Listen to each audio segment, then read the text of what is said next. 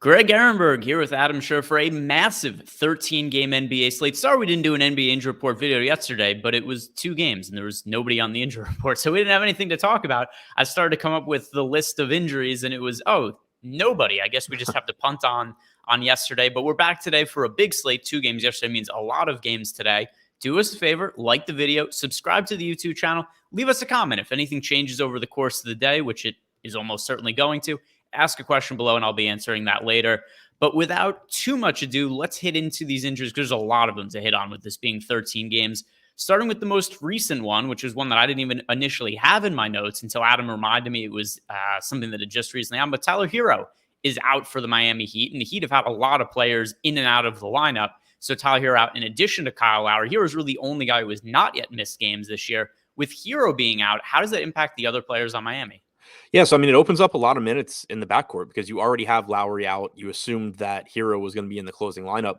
Last game, you had gotten Gabe Vincent in the starting lineup, but he still didn't need to play a ton. You got 26 and a half minutes from him. Caleb Martin played 21. Max Strus played 29, but that was at the expense of Duncan Robinson. So I think it's likely that you get more minutes from some combination of that group. Vincent, I think, could play 30, 32. I think maybe you get a little bit more from Martin.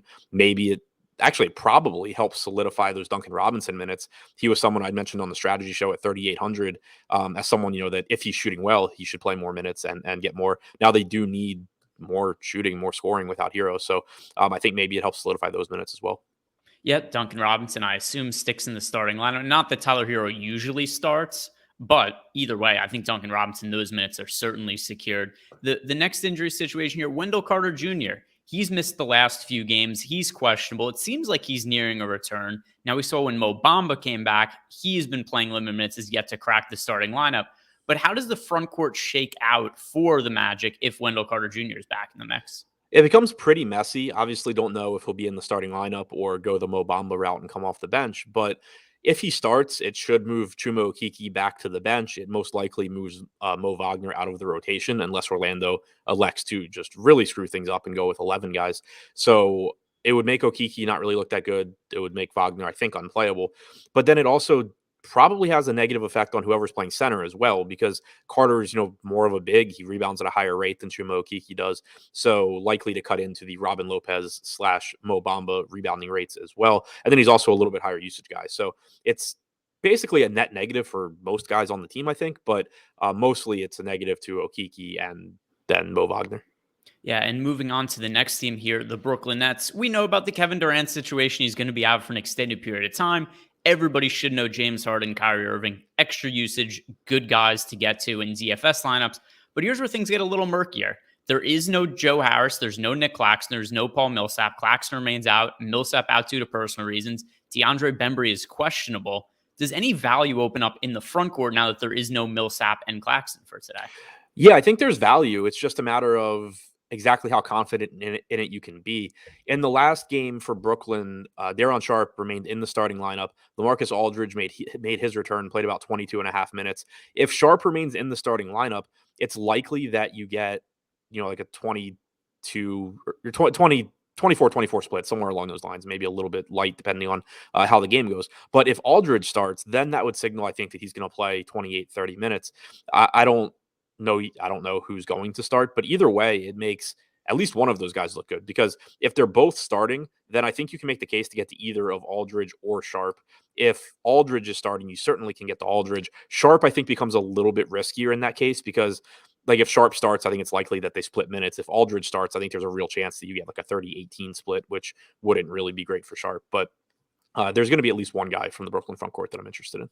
Yep, something we should get more news on later in the day in terms of the starting lineup for the Nets. So like this video, subscribe to the YouTube channel, check out the NBA Deeper Dive live before lock. Adam and I will be on those shows, and we'll have more updated information on injuries and lineups later on when we do those shows. Now, the next piece of injury news here, earlier in the day when you and I did the NBA strategy show, Marcus Smart was listed as questionable. He has since been ruled out. I thought he was going to end up coming back today. That is not the case.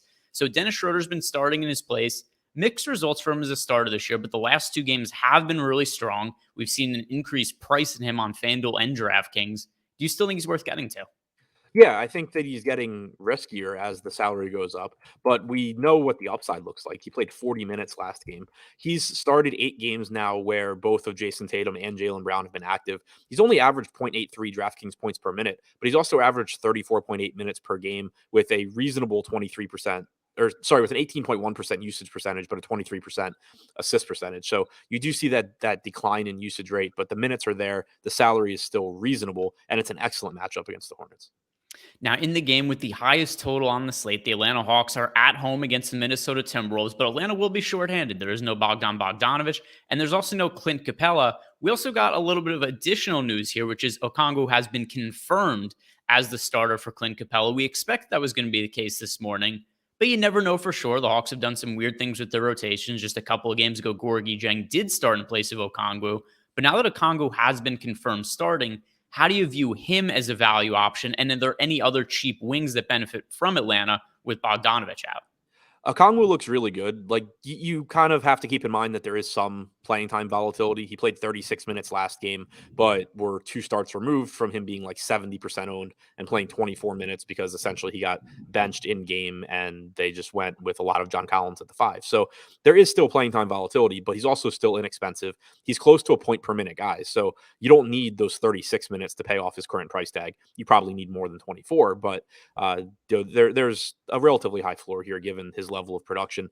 But also, one thing we saw last game is that the Hawks tightened their rotation. They only played Luau Cabarrot for 4 minutes. And then, other than that, they only played 8 guys. So that's a change from what we've seen from Atlanta for a lot of the season. And it makes their cheap wings look a lot more appealing. You got 36 minutes from Kevin Huerter in that game. He's only 5K. You got like 35 minutes from DeAndre Hunter. He's only 4,200, not the best fantasy producer per minute, but not bad. Gallinari managed to still play 28 minutes or 29 minutes, despite the fact that Okongwu played 36 and Collins played like 30. So it just makes everybody, well, all the main pieces on this team look pretty appealing, obviously without even mentioning Young and Collins, who always look good. Yeah, it's one of the better value spots on the slate. Not the best value spot. We'll be hitting on the Utah Jazz later. Also, the Memphis Grizzlies going to be another key one they'll be hitting on in the second portion of this video. But first, shout out to our sponsor, Yahoo Daily Fantasy Sports. They sponsor the NBA Injury Report video every day during the week. We appreciate them, and we have a great partnership with them. If you guys are unfamiliar or new to Yahoo DFS, you could sign up using the link in the description box below. Head on over to Yahoo, make a deposit, enter a contest, and you get 1 free month of Awesemo Plus Platinum. You find all the tools you need to make money at DFS, not just for NBA, but basically every single sport that's out there. Projections, ownership projections, tools to help build lineups. We've got it all over at awesemo.com. So check it out, and you get access to it for free just by signing up over at Yahoo. All right, now the second portion of the NBA injury report to hit on, and this is really some of the massive news. It's going to create all kinds of value, starting with the Memphis Grizzlies. Earlier in the day, we had Bane, Anderson, and Tilly all out for the Memphis Grizzlies. DeAnthony Melton is the chalkiest player on the slate. We talked about the viability of Tyus Jones being a pivot when we were on the strategy show this morning, Adam. And then Tyus Jones gets rolled out literally 5 minutes after we finished the show, and all of that went in the garbage.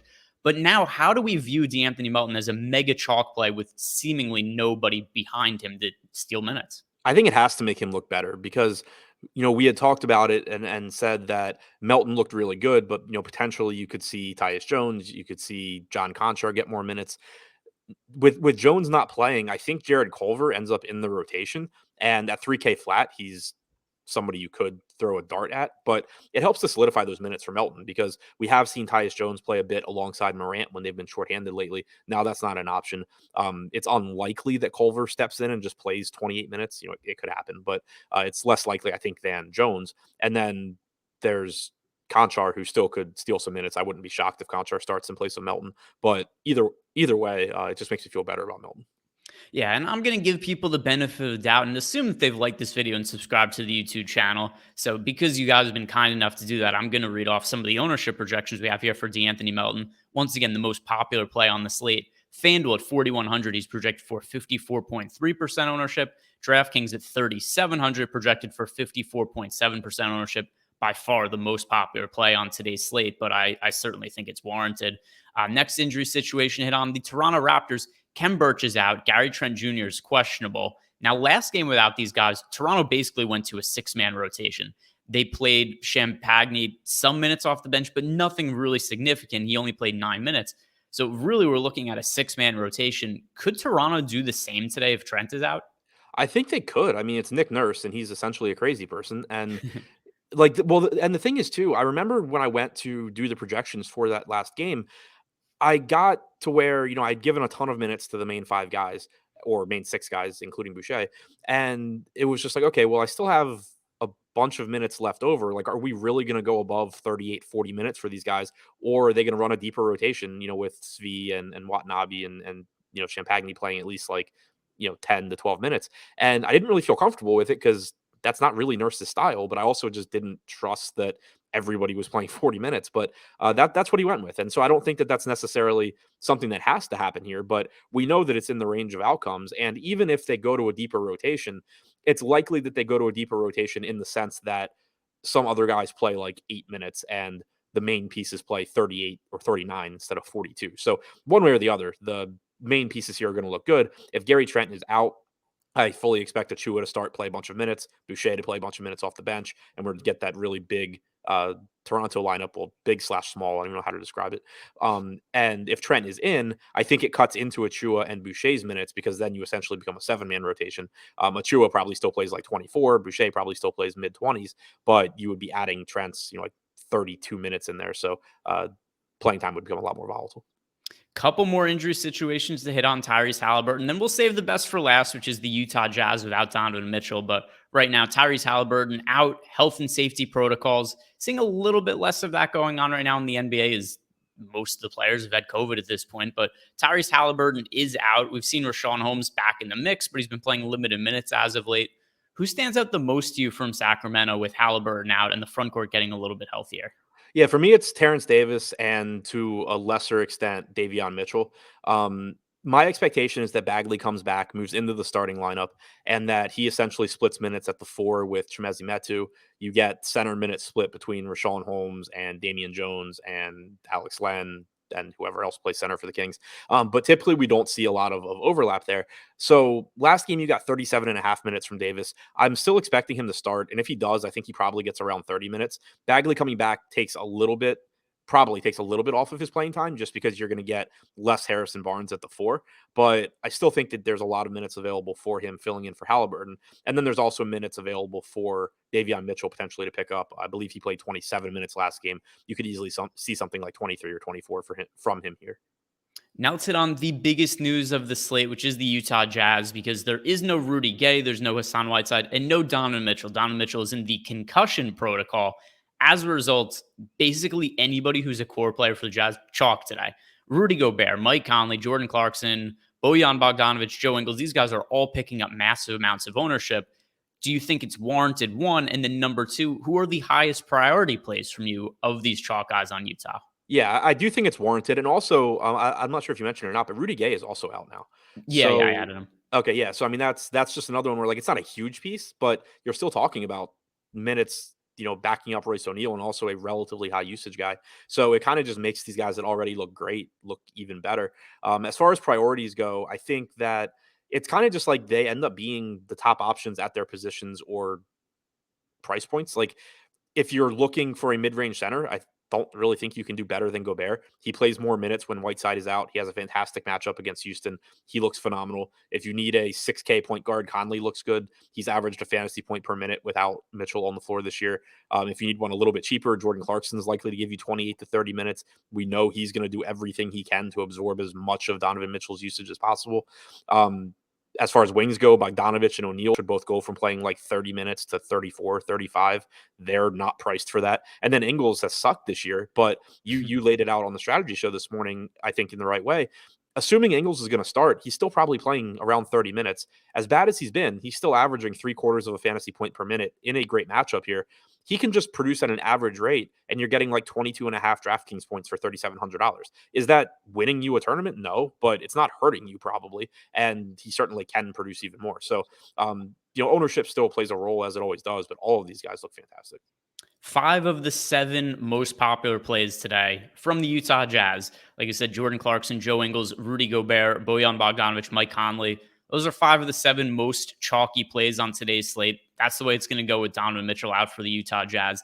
And that is going to do it for us on the NBA Injury Report. Do us a favor, like the video, subscribe to the YouTube channel. Any questions at all, leave them in the comment section below. I'll answer them later in the day. Good luck tonight.